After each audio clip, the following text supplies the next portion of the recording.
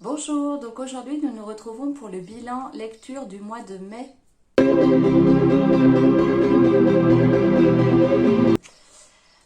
Donc ce bilan du mois de mai, je vous le fais très tard parce qu'en fait je me suis très mal organisée début juin pour vous faire la vidéo tôt. Et puis cette semaine c'est très compliqué, j'ai eu un contretemps, du coup j'ai pas du tout pris le temps de le faire cette semaine. Donc là on arrive au 15 juin et je vous fais seulement le bilan du mois de mai maintenant. Donc au mois de mai, j'ai lu que 3 livres, donc ça va être assez rapide. Surtout qu'un des 3 livres, en fait, je vous ai fait le vlog lecture dessus. Dans ce bilan lecture, je vais vous présenter donc Quelqu'un pour qui trembler de Gilles Le Gardinier aux éditions Pocket. Ensuite, je vous présenterai rapidement Grandir un peu de Julien Rampin aux éditions Charleston, puisque c'est celui-là que je vous ai fait en vlog lecture. Donc je vous en ai parlé en large, en long, en travers, donc je vous referai une petite présentation, mais assez rapide. Et enfin, je vous parlerai de Neverwhere de Neil Gaiman aux éditions Au Diable Vauvert. Quelqu'un pour qui trembler de Gilles Le Gardinier aux éditions Pocket. Donc ce Gilles Le Gardinier, je crois, il me semble que c'est le seul qui me manquait dans cette collection. En fait, Gilles Le Gardinier, il a fait toute une série de livres où en fait il y a un chat sur la couverture. Donc là, il n'y a que la patte. Mais en fait, il doit y en avoir 4 ou 5 où il y a un chat sur la couverture. Et il me semble que ça manquait plus que celui-là pour avoir lu les 5. Et donc dans celui-là, on va suivre Thomas. Thomas qui est médecin. Oui, qui est médecin. Et donc là, au début, il est en Inde. Il finit son voyage humanitaire en Inde. Et il doit rentrer en France parce qu'en fait, il apprend qu'il est papa. Et qu'il a eu une fille quand il est parti. Voilà, il ne le savait pas. Et là, il apprend qu'il a une fille par un ami qui avait fait des recherches. Donc cette fille, je ne sais plus comment elle s'appelle. Je sais plus. Elle a 20 ans et donc il décide de la retrouver sans lui dire qu'il est son père. Il va juste voilà, la rencontrer, apprendre à la connaître, l'aider un peu comme il peut sans révéler la vérité. Voilà, elle a 20 ans, voilà, c'est trop tard, donc il veut quand même, il veut quand même assumer son rôle de père et faire ce qu'il peut pour l'aider quand même.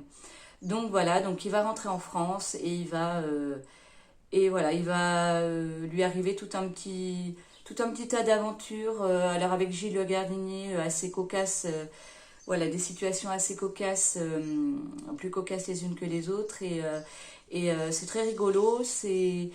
Voilà, je l'ai bien aimé celui-là, j'ai bien aimé les personnages. Euh, voilà, le fait qu'il lui dit pas directement qu'il est son père, qu'il apprend à la connaître, j'ai trouvé ça assez touchant. Euh, il retrouve du coup la mère de sa fille, voilà, qui est pas fâchée, hein, voilà, 20 ans après, elle a refait sa vie, elle est heureuse, ça ne le gêne pas du tout qu'il soit revenu et elle a jamais caché à sa fille que en fait son père d'adoption c'était pas son père naturel, donc j'ai trouvé ce livre assez touchant, assez rigolo parce que c'est du Gilles Le Gardinier. Ça se lit très bien. Voilà, il n'y a pas de souci. C'est un petit poche qui fait 470 pages à peu près. J'ai dû le lire en quelques jours à peine. Donc les Gilles Le Gardinier, j'aime beaucoup. J'aime beaucoup.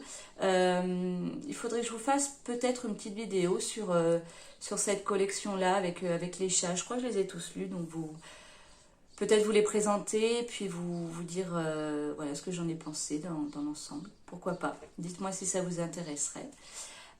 Donc celui-là, voilà, vous pouvez lire comme ça, il y a pas de prise de tête, c'est touchant, c'est mignon, c'est rigolo. Donc pourquoi pas? Alors, je vous présente rapidement donc Grandir un peu de Julien Rampin aux éditions Charleston. Donc celui-là, j'en ai fait tout un vlog lecture. Donc si vous voulez plus de détails, voilà, allez voir mon vlog lecture. Donc je vous le présente rapidement. C'est donc à Charleston. La tranche est très jolie. Et les Charleston, c'est le premier que j'ai, je pense. Ouais, c'est le premier que je dois avoir, mais en général, ils sont très, très beaux. J'aime bien. J'aime bien leur façon de faire. Donc c'est un roman qui est pas très long, hein, qui fait 250 pages à peu près, donc il se lit, je l'ai lu je crois en 2 jours à peine, donc voilà, qui se lit très bien. Et dans cette histoire on va suivre Raymonde, donc Raymonde qui a à peu près 80 ans, ouais 80 ans, qui habite avec son petit-fils Lucas qui doit avoir 30 ans à peu près. Et Raymonde, voilà, elle a besoin d'une dame de compagnie, donc va arriver Jeanne. Jeanne, une jeune fille, et Jeanne, en fait, elle a tout quitté, voilà, tout quitté, son mari, sa vie, elle a tout quitté, et elle arrive dans ce domaine, pas très loin de la mer, voilà, c'est un paysage assez estival, vacances, les vacances à la mer, tout ça, c'est... On a envie d'y aller, hein, on a envie d'être dans l'histoire aussi pour voir les paysages et tout ça. Raymonde, elle est très atypique, elle est très attachante dans son genre, mais voilà, elle est très franche, donc elle dit ce qu'elle pense, elle n'a pas peur de dire ce qu'elle pense, donc ça peut un peu rebuter au premier abord, mais voilà, c'est quelqu'un de très attachant, très dynamique, voilà, très, très franc, très... J'ai bien aimé ce personnage, et donc Lucas, son petit-fils, qui vit avec elle, donc voilà, elle a dû le recueillir quand il avait 20 ans à peu près, donc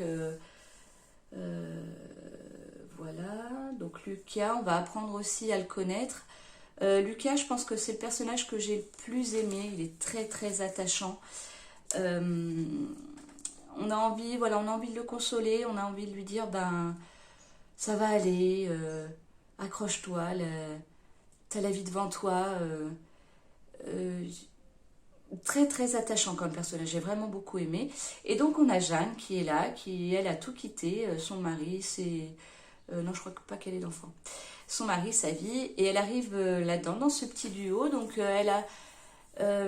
voilà, faut qu'elle trouve sa place, mais très vite elle s'attache aux deux personnages, et très vite ce petit trio en fait il fonctionne à merveille, et voilà, ils s'attachent les uns aux autres, et ils peuvent plus se passer les uns des autres, et voilà, il y a un événement qui arrive auquel je ne m'attendais pas, donc ça a été la surprise. Et voilà, il faut qu'ils fassent face, et qu'ils grandissent un peu. Et qu'ils grandissent un peu, tout simplement. Le titre de ce roman est magnifiquement bien trouvé. Et l'histoire est juste belle et magnifique. Donc si vous voulez plus de détails, vous allez voir mon blog lecture. Voilà, vous aurez mon ressenti sur ce livre-là. Et n'hésitez pas à le lire. Vous le lisez, vous me dites ce que vous en pensez, on en parle. Et enfin, je vous parle de Neverwhere de Neil Gaiman aux éditions Au Diable Vauvert.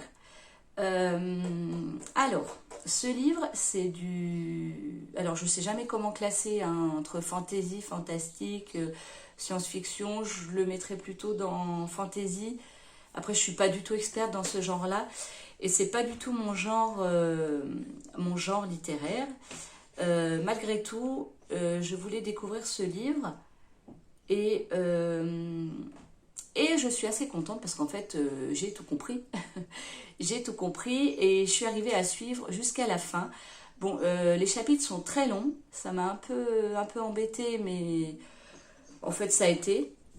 C'est un livre qui fait quand même presque 500 pages, avec des chapitres très longs, c'était pas gagné. Voilà, je suis contente de l'avoir lu parce qu'en fait, voilà, comme je vous le dis, c'est un genre que je lis très très peu. Et comme j'ai à peu près tout compris et que j'ai suivi l'histoire du début à la fin, je suis hyper contente. Et bien que novice dans ce genre, je peux vous le conseiller. Parce qu'en fait, c'est assez accessible. Moi qui n'en lis jamais, j'ai compris et j'ai suivi. Donc, à la limite, si vous voulez vous essayer dans ce genre et que vous ne savez pas par quoi commencer, celui-là c'est tout à fait faisable. Donc là on va suivre Porte. Donc Porte, c'est une jeune fille qui vit dans... Ça se passe à Londres. Et Porte, c'est une jeune fille qui vit dans le Londres d'en bas. Donc on a le Londres d'en haut qui est le Londres réel qu'on connaît. Et on a le Londres d'en bas, en fait, qui est le Londres sombre, ou voilà, un peu fantastique, où il y a des gens... voilà, il y a des gens pas très fréquentables. Voilà, il y a plusieurs communautés. Il y a les parle aux rats, par exemple. Donc c'est voilà, des personnages qui parlent aux rats. Les rats sont un peu des... pas des dieux, mais des gens... enfin, des personnages qu'on respecte. Donc on va trouver tout un monde souterrain. Et Porte en fait partie. Et Porte... ses parents ont été assassinés. Et elle veut trouver ce qui s'est passé et elle essaye d'échapper à deux mauvais bonhommes qui essayent de la tuer pour justement pas qu'elle découvre la vérité. Et elle va atterrir par hasard dans le Londres d'en haut et elle va tomber sur Michael. Donc Michael qui est un homme normal du Londres d'en haut. Et elle va l'entraîner malgré elle dans ses aventures dans le Londres d'en bas. Et voilà.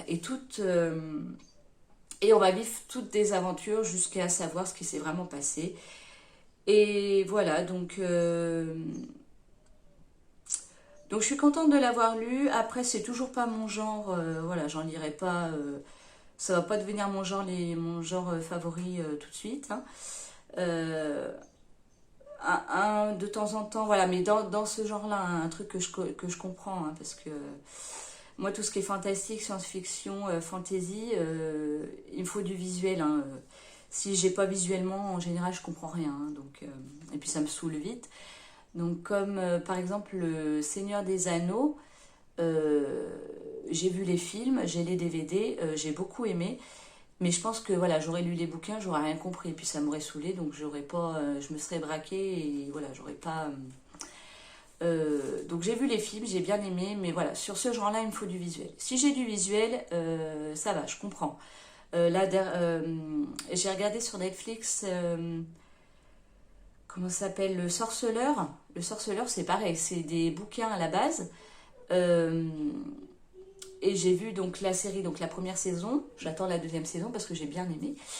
Et c'est pareil, je pense qu'en livre, j'aurais rien compris. Hein. J'aurais rien compris parce que déjà, apparemment dans les livres, c'est pas dans le même ordre que dans la série.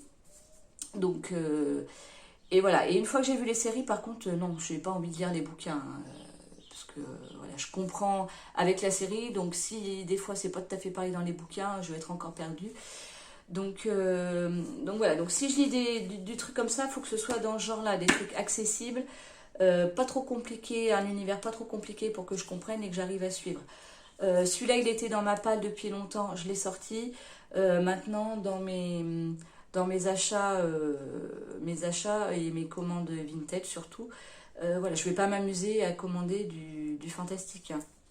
Là, il était là, je suis contente de l'avoir lu, voilà. Donc je peux malgré tout vous le conseiller. Si vous voulez lire quelque chose dans ce genre littéraire-là, c'est tout à fait accessible. Et si moi j'ai compris, vous allez comprendre. Donc, voilà, cette vidéo est terminée. Donc j'ai lu que 3 livres en mois de mai. Donc voilà, c'est pour ça que c'est assez rapide.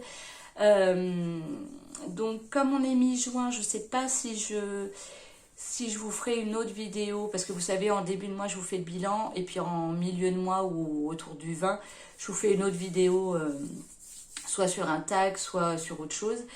Et donc là, je sais pas, je verrai selon comment je travaille, selon comment je peux m'organiser pour vous sortir une autre vidéo. Et puis sinon, si vraiment j'ai pas le temps, je prends pas le temps, on se retrouve donc début juillet pour le bilan du mois de juin. Je vous remercie d'avoir regardé cette vidéo, je vous souhaite de bonnes lectures et je vous dis à bientôt. Salut!